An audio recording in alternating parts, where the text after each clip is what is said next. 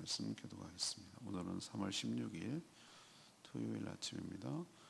마가복음 8장 1절에서 13절 교도합니다. 신약성경 66쪽입니다. 그 무렵에 또 큰 무리가 있어 먹을 것이 없는지라 예수께서 제자들을 불러 이르시되 내가 무리를 불쌍히 여기노라. 그들이 나와 함께 있은지 이미 사흘이 지났으나 먹을 것이 없도다. 만일 내가 그들을 굶겨 집으로 보내면 길에서 기진하리라. 그 중에는 멀리서 온 사람들도 있느니라. 제자들이 대답하되 이 광야 어디서 떡을 이 사람들을 배부르게 할 수 있으리까? 예수께서 물으시되 너에게 떡 몇 개나 있느냐? 이르되 7이로소이다 하거늘 예수께서 무리를 명하여 땅에 앉게 하시고 떡 7개를 가지사 축사하시고 떼어 제자들에게 주어 나누어 주게 하시니 제자들이 무리에게 나누어 주더라. 또 작은 생선 2마리가 있는지라 이에 축복하시고 명하사 이것도 나누어 주게 하시니 배불리 먹고 남은 조각 7강주를 거두었으며 사람은 약 4,000명이었더라. 예수께서 그들을 흩어 보내시고 곧 제자들과 함께 배에 오르사 다른 나라 지방으로 가시니라. 바리새인들이 나와서 예수를 힐난하며 그를 시험하여 하늘로부터 오는 표적을 구하거늘 예수께서 마음속으로 깊이 탄식하시며 이르시되 어찌하여 이 세대가 표적을 구하느냐? 내가 진실로 너희에게 이르노니 이 세대에 표적을 주지 아니라 하시고 그들을 떠나 다시 배에 올라 건너편으로 가시니라. 아멘. 오늘 본문은 내일 주일 설교와도 연관이 됩니다. 오병이어와 대조해서 이 사건을 칠병이어라고 보통 부릅니다. 또라고 그랬습니다. 또 무리가 먹을 것이 없어 굶주리자 예수님께서 그들을 불쌍히 여기시고 제자들에게 떡 몇 개가 있는지 물으십니다. 그리고 떡 7개, 물고기 2마리, 두어마리라고 그랬죠. 약 4,000명가량을 먹이시는 소위 칠병이어의 기적이 여기 나타납니다. 하지만 바리새인들은 예수님을 찾아와서 힐난하며 시험하여 이르기를 하늘에서부터 오는 표적을 요구를 했습니다. 예수님은 표적만 구하는 이 악한 세대를 탄식하시면서 표적을 나타내시기를 거절하시고 거기서 떠나시는 내용이 오늘 스토리입니다. 자, 오늘 질문은 이거죠. 예수님은 사람들을 각각 어떻게 대하십니까? 사람을 대하시는 것이 상대방에 따라 다르다는 것을 알 수가 있는 것이죠. 첫 번째로 1절에서 3절까지 말씀 보면은 배고픈 자들을 불쌍히 여기시는 걸로 대하는 거죠. 예수님께 모여들어서 말씀을 듣던 무리가 또 먹을 것이 없어 허기에 빠졌습니다. 또라고 말하는 것은 이미 이곳이 한 번 있었던 일이 아니라 전에도 있었고 이게 상당히 일상화된 것임을 알 수가 있는 것이죠. 요즘은 살 빼기 위해서 간헐적 다이어트라고 막 집사람이 저보고 막 계속 강요를 하고 있는데 그렇게 일부러 먹을 게 있음에도 굶는 거란 말이에요. 근데 옛날에는 간헐적이 아니고 그냥 일상이 굶는 거예요. 조선시대만 해도 점심은 정말 우리로 치면 간식 정도였어요. 2끼 먹는 거가 아주 잘 사는 집이었어요. 2끼 먹는 거. 당시에도 2끼 먹으면 잘 먹는 거였어요. 그러니까 기야, 굶주림이 아주 일상화되어 있다. 먹을 것이 그만큼 귀하고 어려웠다라는 것을 여기에서도 알 수가 있어요. 이런 굶주림에 빠진 모습을 보고 예수님은 오늘 표현에 이전에 내가 무리를 불쌍히 여기노라. 불쌍한 마음이 드셨어요. 자신과 함께 있은 지 이미 사흘이나 되었고 먹을 것이 이제는 다 떨어졌고 이대로 돌려보내면 가다가 배고픔의 기진이라고 말하는 우리는 잘 그게 북한에 쓰는 고난의 행군 뭐 이런 건데 먹을 게 없어서 쓰러져 굶주려 죽는 거예요. 먹을 게 없어서 쓰러져 굶주려 죽는 거. 이거를 기진한다 그러거든요.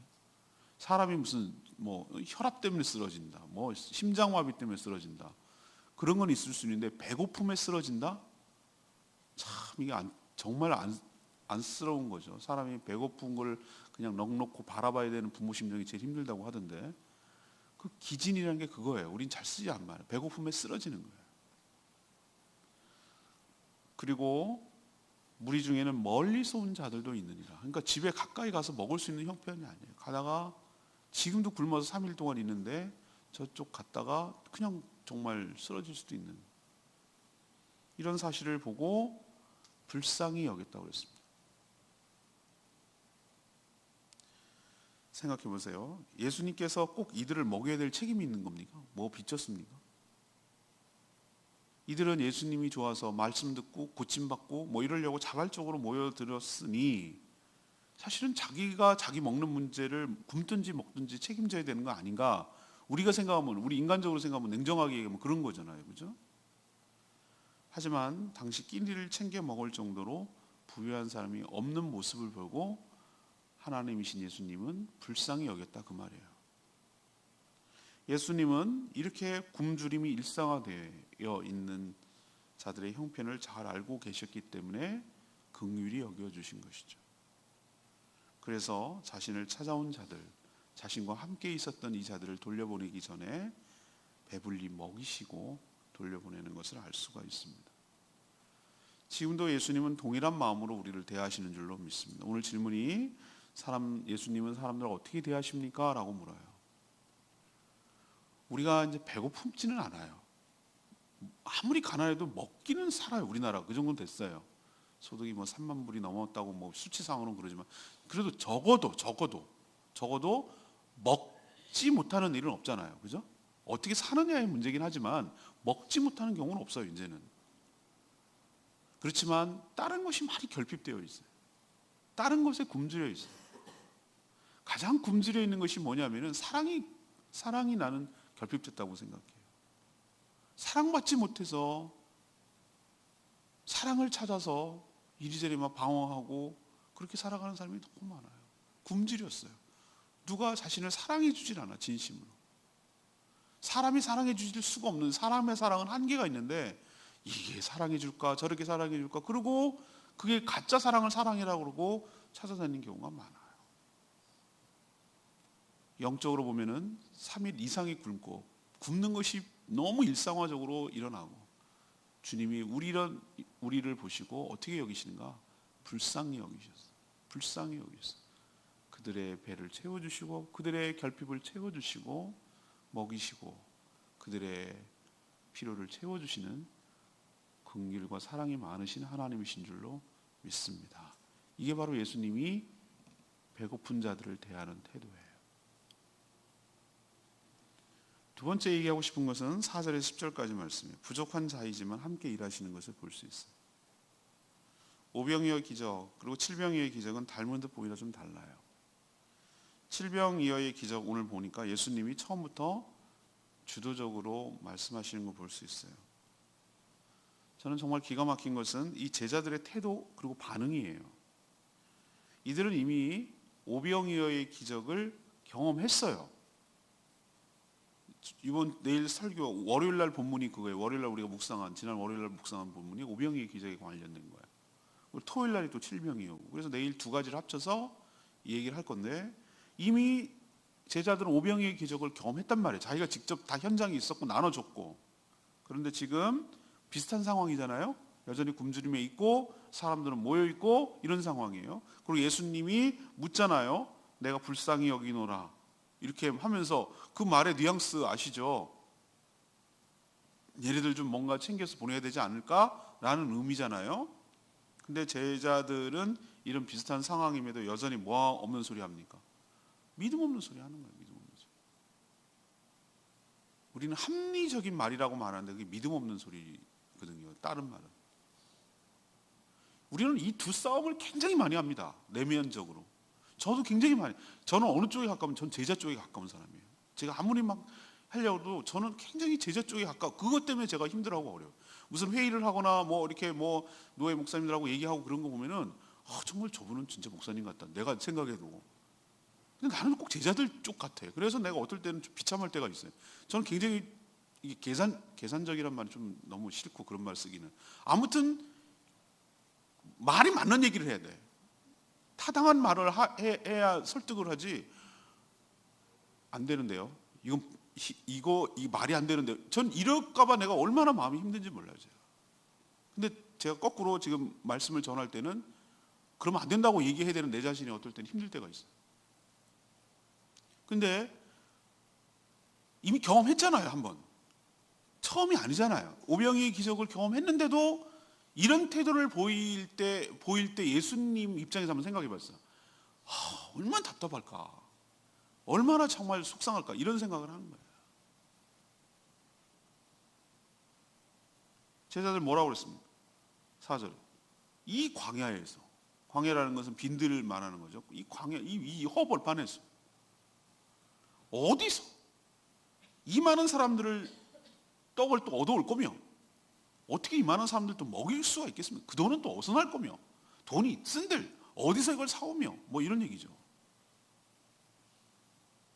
그리고 양이나 차겠습니까?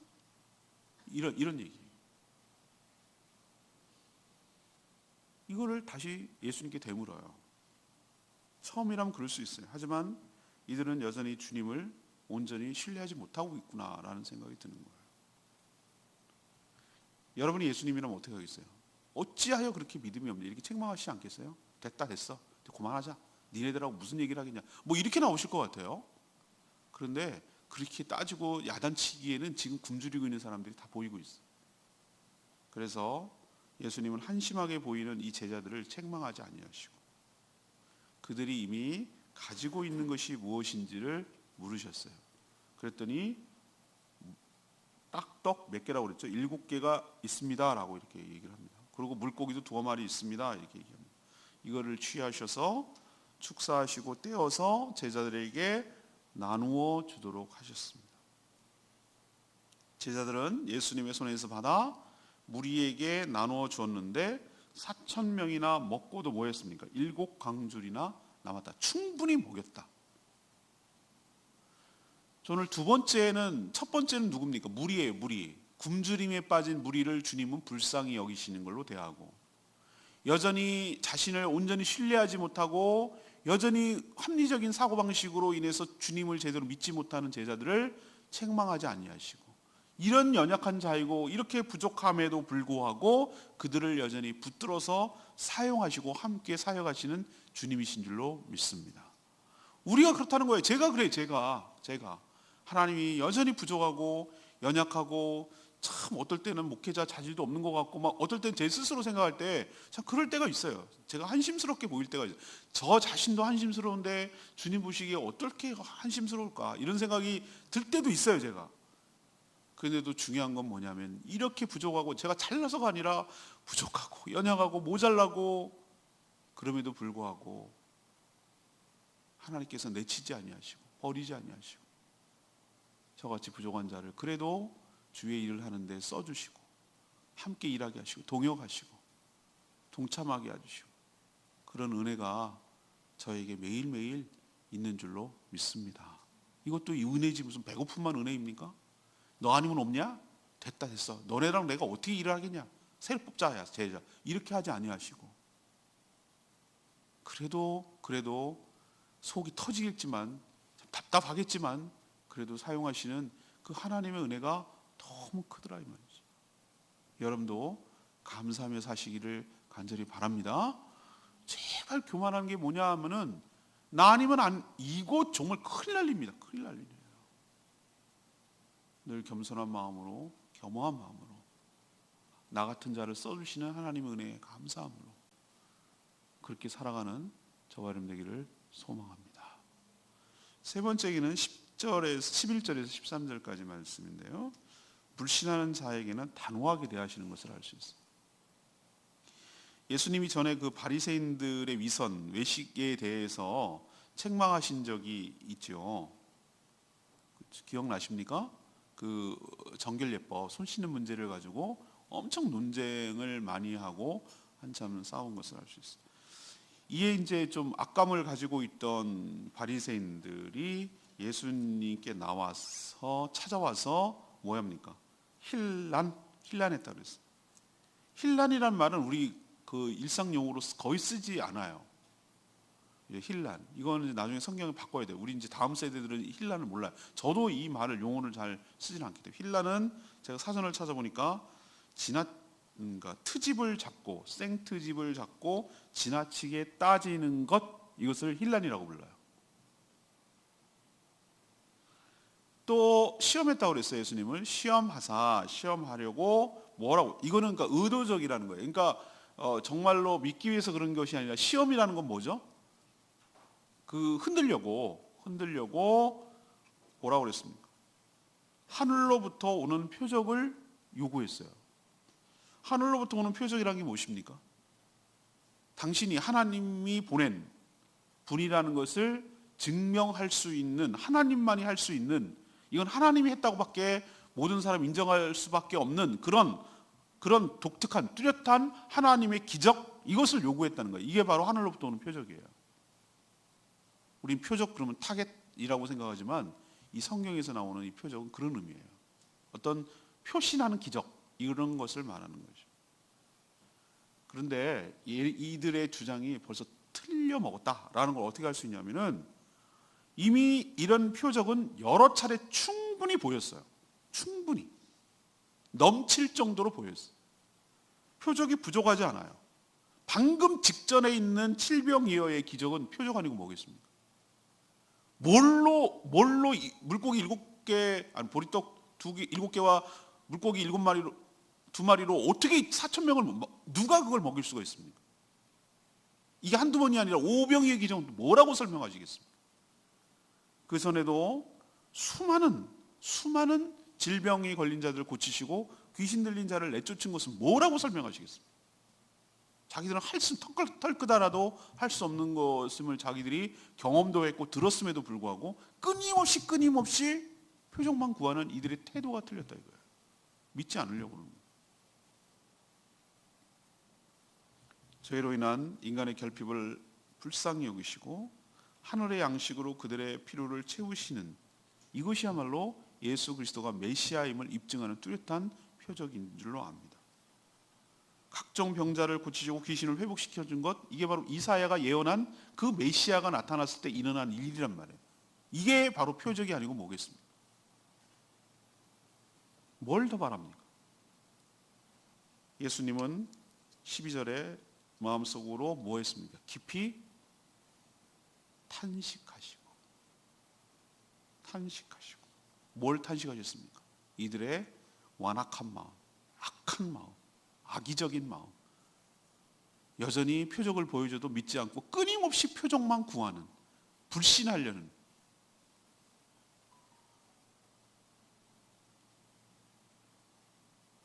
그런 자들에게 어떻게 행하셨죠? 이 악한 세대에게 표적을 주지 아니하리라. 왜요? 능력이 없어서? 마음이 상해서? 아니에요. 줘도 믿지 않으니까. 보여줘도 믿지 않으니까. 그리고 거길 떠나셨어요. 주님이 어떻게 대하시는가? 불신은 무엇을 해도, 뭘 보여줘도 여전히 불신한다는 거예요. 그 마음이 바뀌지 않으면 여전히 똑같아요. 우리도 똑같아요. 어떤 사람을 대할 때 보면 가능성과 여지가 있는 사람이 있고, 그냥 마음을 딱 닫아놓고 믿지 않으려는 사람들이 있어요. 그런 사람들을 얘기하면 참으로 답답하고 그래요. 시간 소모하지 마십시오. 그냥 때가 안 된다고 생각하시고 그렇게 하는 게 낫지, 그걸로 인해서 마음이 상하면 나만 손해인 것이죠. 아무튼 오늘 세 번째 예수님이 대하는 태도를 볼 수 있습니다. 불신하는 자에게는, 예수님의 고향 나사렛에도 마찬가지였어요. 믿지 않으니까 어떻게 합니까? 기적을 베풀지 않았어요. 바리새인들 믿지 않을 마음에 하늘로부터 오는 표적만 구하니까 행하지 아니하시고 그들을 떠났어요. 우리도 마찬가지입니다. 우리 삶에 있어서 기적이 일어나기를 바란다면 주님을 신뢰하고 주님을 의지하고 주님을 믿어야 우리 삶 가운데도 표적이 일어날 줄로 압니다. 한번 보여줘봐. 그럼 내가 믿을게. 이런 태도, 이런 교만하고 불신하는 태도에게는 아무런 역사가 일어나지 않는다. 그리고 예수님은 거기 현장에서 없다. 떠나신다. 라는 것을 깨달으시고 전적으로 주님을 신뢰하는 저와 여러분 되기를 소망합니다. 레마의 말씀 3절 말씀. 만일 내가 그들을 굶겨 집으로 보내면 길에서 기진하리라. 그 중에는 멀리서 온 사람들도 있느니라. 예수님 먹을 것이 없어 굶주린 자들을 불쌍히 여기셔요. 우리도 그렇습니다. 우리도 긍휼히 여기세요. 사람은 누구나 뭔가 결핍되어 있어요. 사실은 사랑에 굶주려 있어요.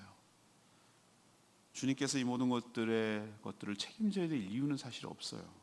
그럼에도 그들의 필요를 채워주세요. 왜? 불쌍히 여기기 때문에. 그리고 제자들에게 물으세요. 너희도 같은 마음이기를 기대하면서 주님이 하실 일들을 너희도 감당하라는 의미에서 이렇게 묻는 거예요. 그래서 제가 몇 주 전에 설교할 때 그랬죠. 우리가 무슨 일을 행할 때 주님의 마음이 우리 가운데 있어야 될 줄로 압니다.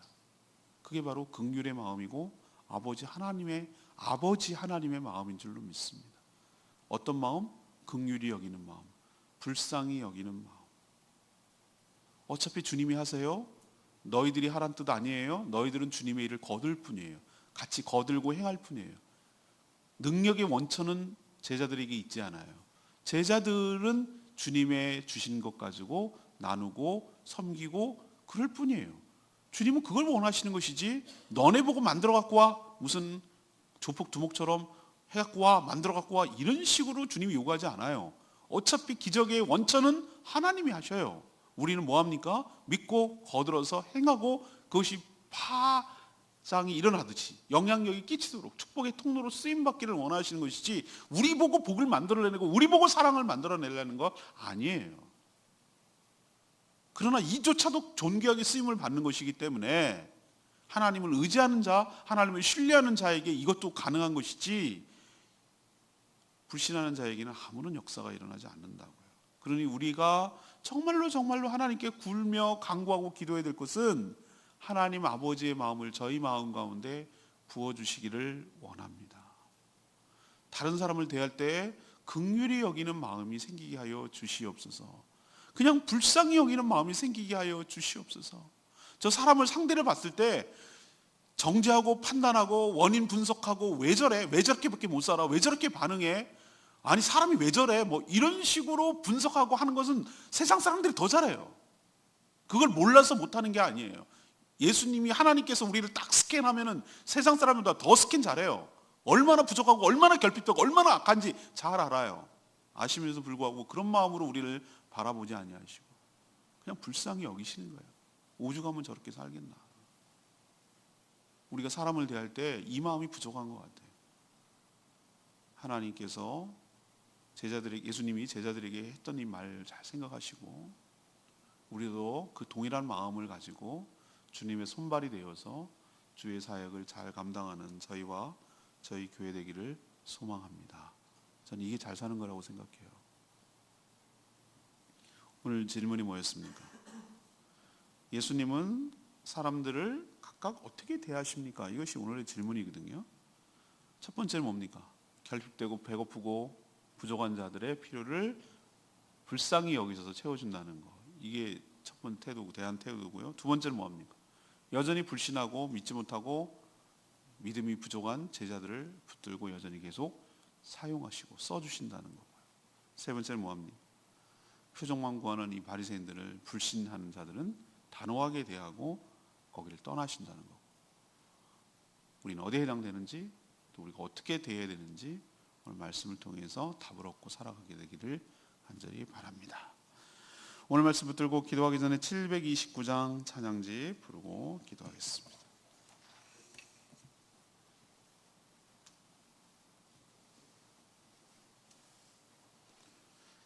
찬양지 729장입니다. 주께 가오니 날 새롭게 하시고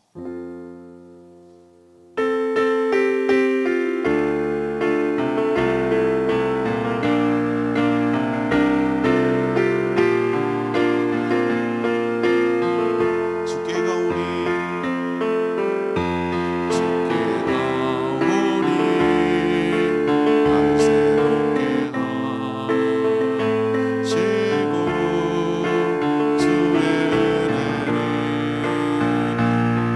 은혜를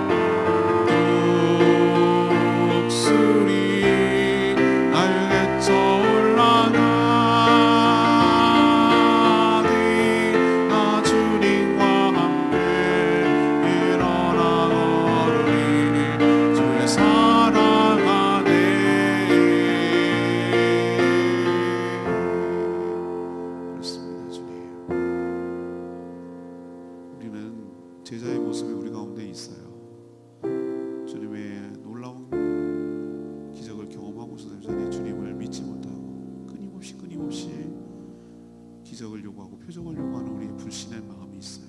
주님, 이런 연약함 모두 벗어지게 하여 주시옵시고, 독수리가 날개치며 올라가듯이 주님과 함께 동역하며 주님의 일을 온전히 감당하는 믿음으로까지 나아가도록 해달라고 간절히 기도할 필요가 있습니다. 오늘도 우리를 긍휼히 여기시고 그럼에도 불구하고 쓰시는 그 하나님의 놀라운 사랑, 그 필요를 채워주시는 그 하나님의 사랑 때문에 오늘도 우리가 살고 있음을 기억하고, 오늘 말씀을 통하여 주님께서 우리를 어떻게 대하시는지, 나는 어떤 유형에 속하는지, 내가 어떻게 대함을 받아야 될지 잘 고민하시고 깊이 생각하시고 주님의 사랑 가운데 살게 해달라고 다 같이 주여 외치며 기도하겠습니다. 주의 아버지, 주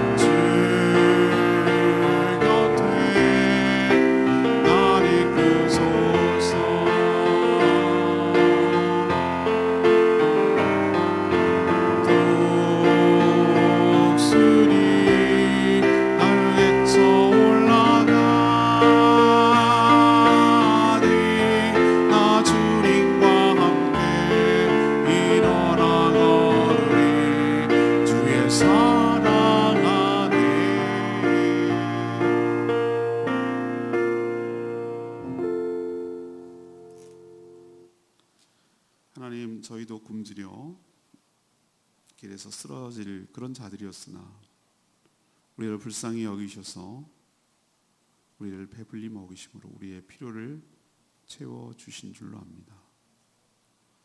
지금도 하나님의 사랑을 받지 못해서 굶주림에 있고 기진하여 쓰러질 자들이 참 많습니다.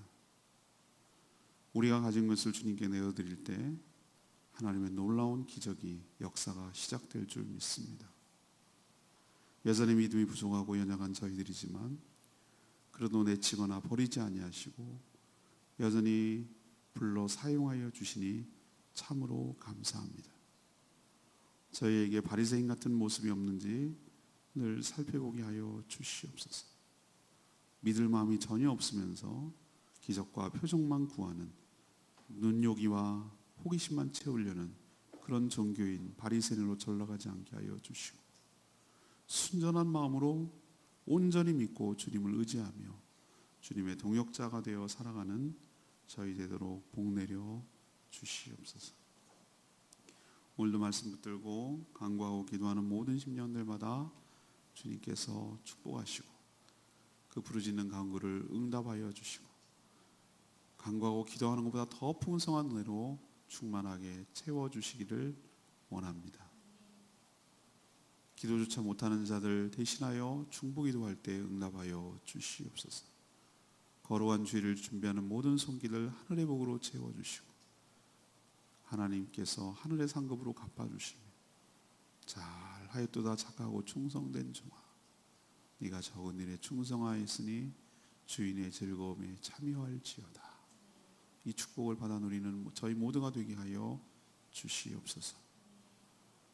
내일 거룩한 주일 하나님을 만나고 경배하며 임재 가운데 우리의 모든 연약함과 더럽고 추함이 벗어지고 주님 거룩함을 맛보며 주의 임재 가운데 그 축복과 은혜를, 기쁨을 누리며 살아가는 복된 하루 되게 하여 주시옵소서. 주님께 모든 것 맡기옵고 예수 그리스도의 이름으로 축복하며 기도합니다. 아멘. 오늘 하루도 주님의 은혜 가운데 살아가게 되기를 축복합니다. 예, 충분히 기도하고 시작하겠습니다.